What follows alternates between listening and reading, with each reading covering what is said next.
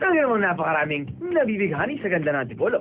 At isa na nga dito ay ang celebrity tour guide natin ngayong gabi. Antipolo for me is a quaint town. It's very, it's a lovely town. Hindi ko pagpapalit itong Antipolo sa Alabang o ano. Pag umulan, pag nabaha na Manila, kami nakaahon pa rin. Pag bumaha yung Antipolo, matakot kayo.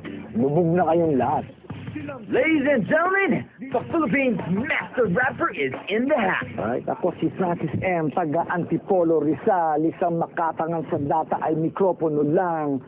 At kami narito kasama ang Balikbayan, ha? Iti-teach natin ang Antipolo, kaya samahan niyo ako, alright? And then, yeah, the bus break. We're here now, in the heart of Antipolo City.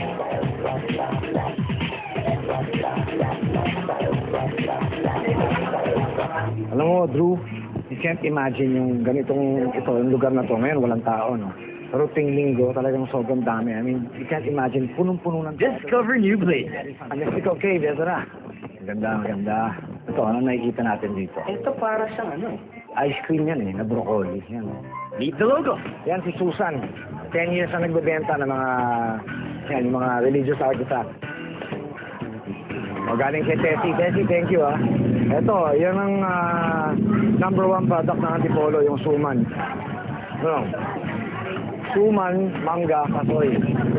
Yan yung mga produkto ng Antipolo. Suma, Of course, mawawala ba naman ang pagtikim sa rap sa specialty ng Antipolo? Hallelujah! Hallelujah! When I do that, that means it's really good. At syempre, hindi ko rin palalampasin pagkakataong makakuha ng pointers from the Pinoy Master himself. You know, school or no school, don't let anything stop you. Don't let, your fears be a hindrance. Kumbaga, gawin mo lahat ng gusto mo. Fly athlete ka, di ba? Hindi, Para aakyatin natin. Alam ko, tapos na Holy Week, pero magpepenitensya po kami. 205 steps pa akyat. Buhatin mo na ako. Tala, sasakay ako sa'yo. Tapos ito kasi, alam mo? Ay, ang sarap. Naka 10 steps ka na. 192 pa.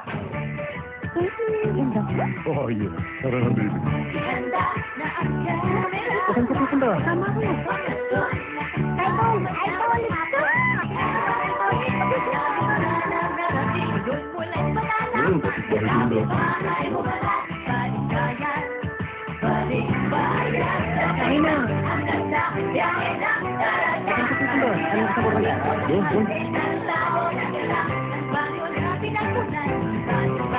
Malapit na, oh.